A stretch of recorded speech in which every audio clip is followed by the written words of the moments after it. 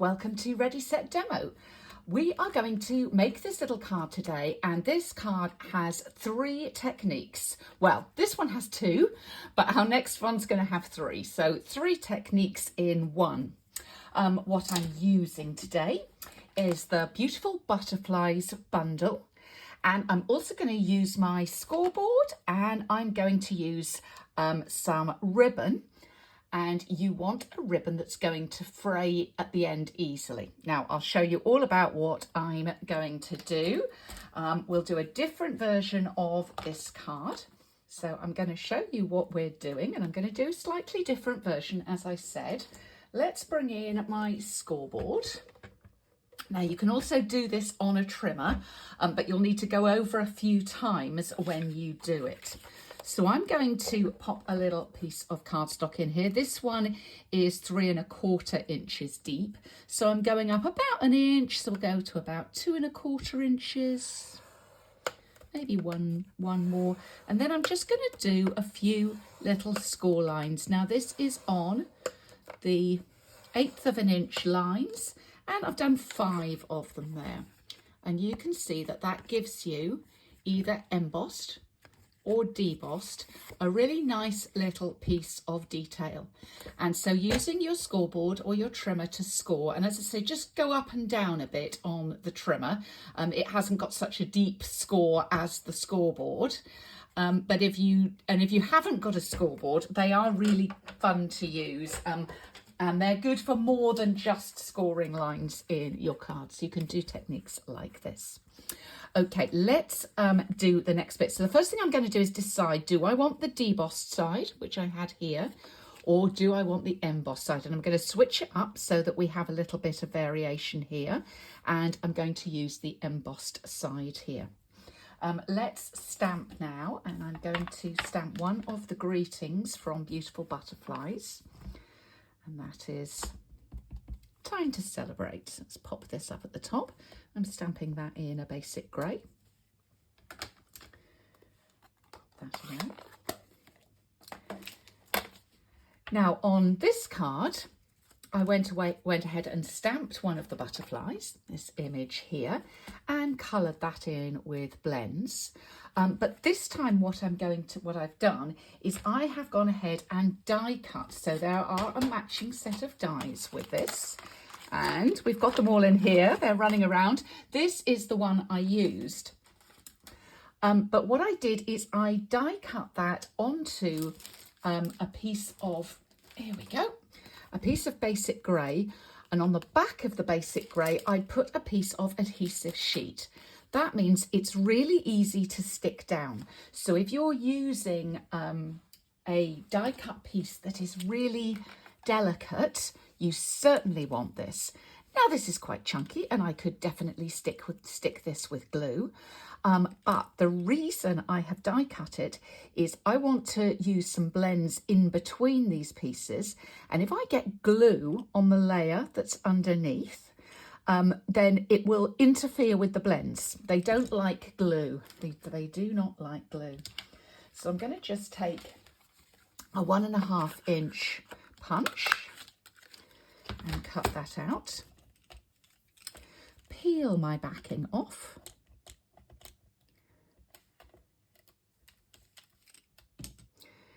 And stick my butterfly direct down onto the cardstock. And then I'm going to colour inside those shapes. So actually colour the butterfly inside the shapes using the die cut as my guideline. So it makes colouring really easy. You don't need to worry about going outside the lines.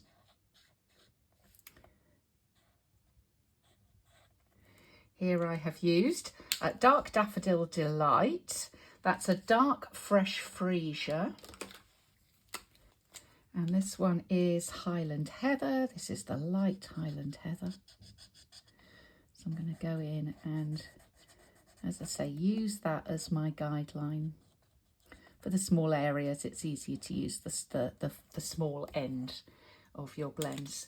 So you can get a really fun technique with that. And if we want to, we can also add some Wink of Stella. Now, I decided to bring you a completely brand new Wink of Stella to show you how to operate it if you've never used it before. We're going to take the lid off, unscrew it and take out this ring. You only need to do this obviously the first time you use it. And there's a little spike that goes in and you're going to screw that up and close that up, and now the little spike is going into the liquid which has got the shimmer in it. Close it up and give it a good shake to shake that shimmer around. And I would say do this every time, give the shake every time. And then you can see it says on the side push. I don't know whether you can see that, hopefully you can. And so we're going to give that a little squeeze until we see the Wink of Stella start to come down to the point.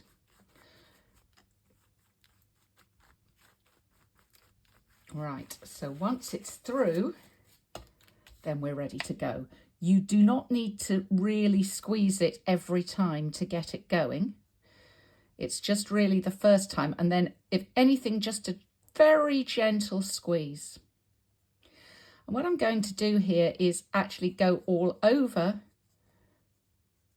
not only the coloured elements here, but also all over the grey there, and add some shimmer. So hopefully you can see that gives us a lovely shimmery finish on our butterfly. So that is, well, I suppose we can call this technique number 1, this technique number 2, and maybe 3 if you want to include the Wink of Stella. And I'm now going to show you technique number 4, and that is to create a ruffled ribbon effect.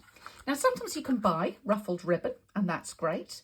But other times we want to get a ruffle effect and we don't have a ruffled ribbon. And there are some different ways to do that, but this particular one I really like, and I like to do it with the seam binding ribbon. Now, this particular one is a Celebration one. At the time of filming is still available as a Celebration freebie with purchase. So ask your demonstrator about that. If your demonstrator is me, ask me about that.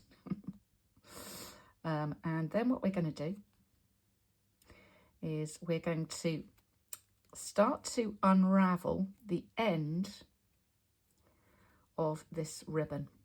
And you can see I'm just sort of picking away at it and taking out some end pieces. We're trying to take out the cross piece of the ribbon so I can get my fingers onto some of those little frayed pieces. You can see the cross piece actually going along, and it's breaking off a little bit as we go, but I've got some of those fray pieces now that I can get hold of. She says dropping it.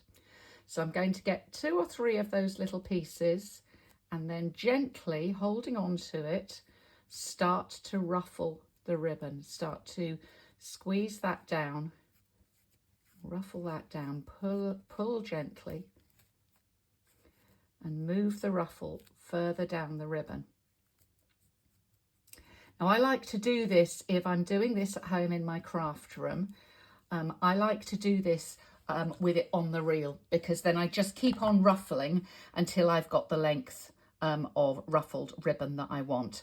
But depending on how ruffled you want it to be, you probably want it about 1.5 to 2 times as long as the area that you want. So if you want it to be the width of this piece of card, this one is 5 inches, then you're going to want about 7.5 to 10 inches, depending on how tightly you're going to ruffle it.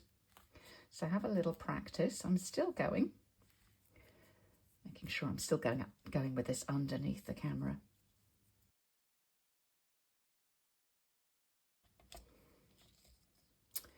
All Right, so I think that will do nicely. I've definitely ruffled this one a lot more than I did on my original, as you can see. So let's go ahead. I'm going to trim off my tail here, and I'm going to pop a bit of tear and tape, some Stamp and Seal on the back, just so I can roll that round and hold it in place. So let's pop that down, give it a good press down on the back.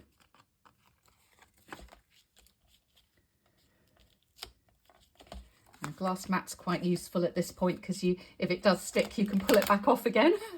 If you're using a paper grid, then you might want to layer it up straight away onto the next layer, rather than putting it onto your grid or your mat, because it will stick down there. But we'll live with it like this because I have got the glass mat here. Okay, so to finish this off, I'm going to pop my little butterfly up on dimensionals, top and bottom. And if one of your areas of your ribbon is a little bit flat, you can actually pop it down onto the flat bit. But if not, then just put your dimensionals top and bottom so it sits over the top there. And if you want to, you can add some bling. This is the Party Dots from the birthday set.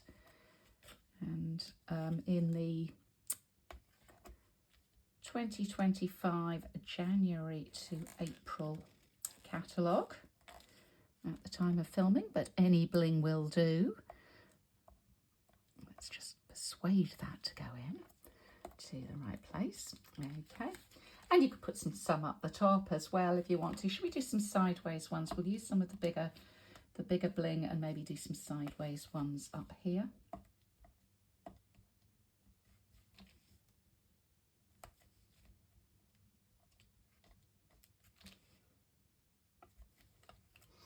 I do like my bling in threes, as you can tell.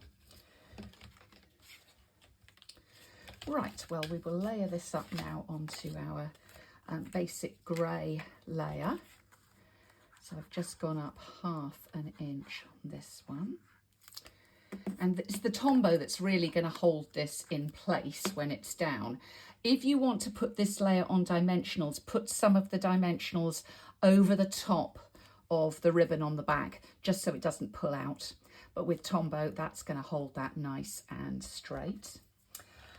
For my layer this time, I'm going for the daffodil look behind, picking out the daffodil that I used on the colouring.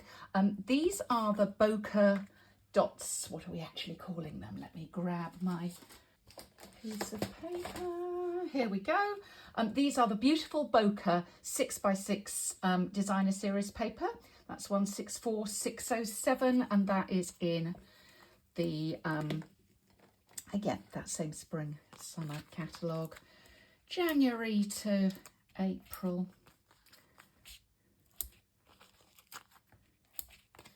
2025. Right, I'm going to pop this layer up on some dimensionals.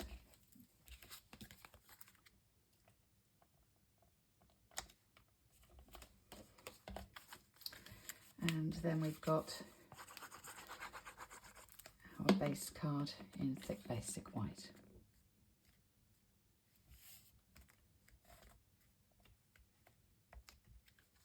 And we could certainly decorate on the inside of that as well if we wanted to. So there you go, a few techniques for you on this card. I hope you give some of those a try.